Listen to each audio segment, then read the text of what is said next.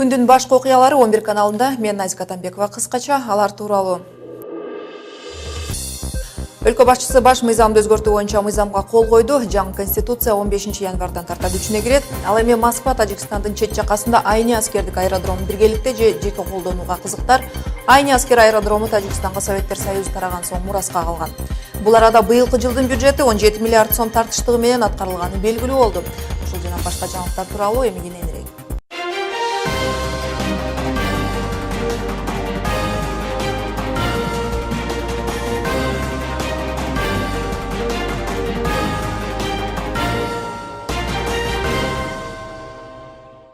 Өлкө башчысы баш мыйзамды өзгөртүү боюнча мыйзамга кол койду. 11 декабрь күнү конституцияны өзгөртүү боюнча референдум өтүп, шайлоочулардын көпчүлүк бөлүгү демилгени колдогон. Конституцияга өзгөртүү киргизүү боюнча референдум өтүп, ага 2.852.000 кишинин добуш берүү укугу бар болчу. Жыйынтыгында референдумга 1.990.855 киши добуш берди. Алардан 57.427-синин бюллетени жараксыз деп табылган. Ал эми каршы добуш бергендердин саны 185.140 шайлоочуну түзгөн. Жаңы конституция 2017 жылдын 15 январынан тарта күчүнө кирет. Белгилей кетсек, жаңы мыйзамга бийлик бутактары да тиешелүү болгон 5 берене иштей баштайт. Ал өзгөрүүлөр тууралуу эсиңиздерге салабыз. Жаңы толуктоолор боюнча башкы прокуратура козголгон кылмыш иштерин улуттук коопсуздук боюнча мамлекеттик комитетке жана өкмөткө караштуу болгон экономикалык кылмыштар боюнча мамлекеттик кызматка өткөрүп берет. Президенттин сотторго болгон таасири жогорулайт. Ал жергиликтүү судьяларды бир жерден экинчи жерге которо алат. Өзгөрүүлөрдө премьер-министрдин ыйгарым укуктарын күчөтүп, парламенттин бийлигин азайтуу каралган. Мамлекет кыргызстандыктарды жарандыктан ажыратууга укуктуу болот. Конституцияга каралган кезектеги өзгөртүү боюнча нике эркек жана аялдын ортосунда гана катталат. Кыргыз сотторунун чечимдери эл аралык уюмдардын чечимдеринен жогору турат. Эми бюджеттеги эсептер тууралуу айта турган болсок, быйылкы жылдын январь-ноябрь айларында бюджет 17 миллиард 517 миллион сом тартыштыгы менен аткарылганы маалым болду. Маалыматтарга караганда 11 айда республикалык бюджеттин чыгашасы 119 миллиард 28,7 миллион сомду түзгөн. 2016 жылы киреше 101 миллиард 517,4 миллион сом деп эсептелди. Өкмөт тартыштыгы 23 миллиард сомду түзөрүн, бул ички дүң продуктуга карата 4,7% болору божомолдонуп жатканын айткан. Москва Тажикстандын чет жакасында Айни аскердик аэродромун биргеликте же жеке колдонууга кызыктар экен Орусиянын Тажикстандагы элчиси Игорь Лякин Фролов билдирди. Айтымында учурда Айниде 4 аскердик тигучак жайгашкан. Алар Орусиялык 201 базага таандык. Былтыр Орусия ал базаны күчтөндүрүп, тигучактарды жана аскердик унааларды жайгаштырган. Айни аскер аэродрому Тажикстанга Советтер Союзу тараган соң мураска калган. Аэродром 2007 жылы Индия адистеринин реконструкциясынан өткөн. Дели жаңылоо иштерине 70 миллион доллар бөлгөн. Айни аскер аэродрому Совет аскерлери Ооганстанга кирип барган учурда колдонулган жана бардык типтеги аскердик аба кемелерин кабыл алууга мүмкүнчүлүгүнө ээ. Эми Казакстанга келсек, өлкөдөгү төмөнкү палатанын депутаты Мухтар Тиникеев мөөнөтүнөн мурда мандатын тапшырды. Буга анын интернетке тараган чуулуу видео себепчи болду. Эске салсак, декабрдын баш чендеринде бир үстөлдө отурган депутат белгисиз бир адамды жаман сөздөр менен урушуп, башка ургулап жатканын тартылып калган. Парламент жыйынында депутат өзүнүн мындай жүрүмү үчүн кечирим сурап, кызматтан кетти. Ал эми Борбордук шайлоо комиссиясы болсо мажлис депутаттын мандатын токтотуу боюнча кабыл алган. Экранда которбоңуз, кийинки бөлүктөгү кабарлардан кыскача. УКМК Мегакомдун 6 жыл мурунку коррупциялык көрүнүштөр текшерүүгө алынып жатканын кабарлайт. Саясатчылардын өз ара тиреши бийликтин быйылкы жылы аткарган иштеринин жыйынтыгы саясатталдоочунун көз карашы менен кандай? Forbes журналынын рейтингинде Кыргызстан эс алууга арзан өлкөлөрдүн катарына кирди. Баяндамада боз үйлөрдө жашоо 2 маал тамактануусу менен бир кишиге 20 долларды түзөрү жазылган. Ал эми Манас эпосундагы кыз сайкал дүйнөнүн таасирдүү 10 аял затынын катарына кошулду. Британдык телекорпорация аталган аялдар тууралуу документалдуу тасма тартат. УКМК Мегаком боюнча 2010-2012 жылдардагы бардык коррупциялык көрүнүштөр текшерүүгө алынып жатканын кабарлайт. Ал эми депутат Өмүрбек Текебаевдин маалымат жыйында өзү Билизден жаңы документ таап келгенин айтып чыккан. Дал ушул интернеттин коомчулукка ачыкка чыгаруу аракетинде карата оор кабыл алуусу себеп болуп жатканын билдирди. Кечээ Ата Мекендин лидери Билизден УКМКнын маалыматынын төгүндөгүн расмий документтер келгенин айтып, мурда жарыяланган документтердин жасалма экени аныкталганын айткан. Ушундан улам улуттук коопсуздук кызматынын башчысы кызматтан кетиши керектиги кошумчалаган. Текебаевдин айтымында ал атайын юридикалык фирма жалдап, алар Билизгейттин айланасындагы абалды иликтеген. Жыл аяктап калганына карабай Билизгейт боюнча чууну көтөрүп журналисттердин башын бириктирип маалымат берген Текебаевдин Атамбаев менен болгон тиреши аяктабайт көрүнөт. Эксперттердин баамында президенттик шайлоо болоорун эске алганда мындай саясаттагы күрөш кийинки жылы дагы күч алат.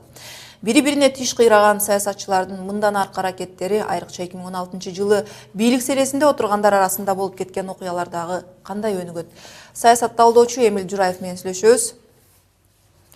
Куш келипсиз, Эмил. Мына сиз журналисттер менен саясатта болуп жаткан кайсы бир көрүнүштөр, коомчулукта болгон окуяларга карата өзүңүздүн оюңуз менен бөлүшүп келесиз. Саясий өңүттү алып караганда азыркыдай тирештин болуп жаткан көрүп кандай бурулуштар болуп кетет деп ойлойсуз? Менимче, албетте 16 жылдын тыянагын айтчу болсок, бул өзгөчө ушул саясий элитанын арасындагы тирешүүлөрдүн ошо пикир келишпестиктердин жылы болуп калды десек жаңылышпайт болушубуз керек. Алардын эң негизгиси болуп, албетте президент Атамбаевдин бир жактан, депутат Текебаевдин экинчи жактан туруп, ошо бири-бирине болгон пикир келишпестиктеринин бири оболу конституция маселесинен чыгып, кийинчерээк андан бир топ ашып өтүп, эми ушундай токтой албай турган кезине келип калганын байкап турабыз. Чынында бул ошо такай саясий конституциялык маселенен башталып, ошо өздүк инсандык кайсы бир деңгээлге өтүп кеткенин байкап, ошону токтотуу, буга чекит коюунун кыйынчылыгы ошондон келип чыгат деп ойлойм. Кандай дейсиз? Негизи Билис мамлекетинен алынды деп айтылып жаткан документтер тууралуу айта турган болсок, мунун баары чын эле баш мыйзамга карата позициялардын дал келбей калганы чыктыбы же саясатчылардын президенттик шайлоого карата баштаган чабуулубу? Эми бул Билизгейт боюнча азырынча бир сырттан туруп так бир нерсени айтуу өтө кыйын болуп турат, бирок негизи менимче чынында президент Атамбаевке ушундай документтерди алып келип, теги 1-2 ай мурда биздин улуттук коопсуздук кызматынын жетекчилиги, башкы прокуратуранын жетекчилиги ушул документтердин негизинде элге жарыяланган түрдө мындай иш баштап коюшу менимче бир аз тобокел жаңылыштык болду деген ойдо болуп турам. Анткени азыркы кезде акыркы маалыматтарга карасак, ушул алгач келген документтердин көбүнүн бүдөмүк табияты көрүнүп атат да. Ошо албетте бул эмнеден келип чыкканын карасак, негизи мунун баарысы ошол конституцияга өзгөртүү киргизүүнүн үстүнөн, ошонун үстүнөн чыккан пикир келишпестиктин арасында чыккан маселе болуп калды. Эми мындан ары кантип уланат, кайсы нукта чечилиши мүмкүн десек, албетте билиш өтө кыйын, бирок бул сөзсүз түрдө ошол келе жаткан президенттик шайлоого да, ал шайлоого катышам деп турган кишилердин арасында да кандайдыр мааниге ээ болуп калышы мүмкүн. Эмил, сиз азыркы бийликтин узап бараткан жылда аткарган кайсыл иштерине оң же терс бааңызды бересиз? Негизи 16 жыл өтө көп опурталдуу чоң окуяларга бай болду. Ушундай окуяга бай болгон жылда албетте бир туруктуу, стабилдүү нукта жүргөн өнүгүү саясатын алып баруу кыйын болду. Анткени такай экономиканы, социалдык тармактарда, башка тармактарда өнүгүүнү алып баруучу өкмөт өзү туруксуз болуп калды. Байкашыбыз, биз өзүбүзгө болгондой, бул премьер-министрдин да алмашуусуна алып келди, коалициянын урап кайрадан жаңылануусуна алып келди, канчалаган министрлер орун алмаштырды. Мындай режимде албетте туруктуу бир өнүгүүгө жетишүү өтө кыйын. Бирок эгер жалпы дүйнөлүк регионалдык кризисти эске алчу болсок, экономикалык жактан канчалаган биз менен өнөктөш болгон мамлекеттердин баарысын кыйынчылыкка дуушар болуп атканын элестетсек, анда ошо Кыргызстанда салыштырмалуу деңгээлде экономика тарабында да, саясий жагыбызда да салыштырмалуу стабилдүүлүк сакталып калганы бул жакшы жашаган деп айтсак болот. Рахмат сизге. 11 каналында эл аралык мамилелер боюнча адис саясат талдоочу Эмил Жураев болду. Башка кабарларга өтөбүз. Ала Бука райондук соту баптист динин тутунган делген маркум 76 жаштагы кемпирдин мүрзөсүнөн казышкандар 3 жылга эркинен ажыратылышы мүмкүн. Сот иши 27 декабрда өтүп, ага маркумдун кызы жана жоопкерчилиги каралып жаткан тараптар менен күбөлөр чакырылган. Жооптуу тараптар менен күбөлөр суралып, күбөлөрдүн толук келбей калганына байланыштуу сот отуруму 4 январга жылдырылды.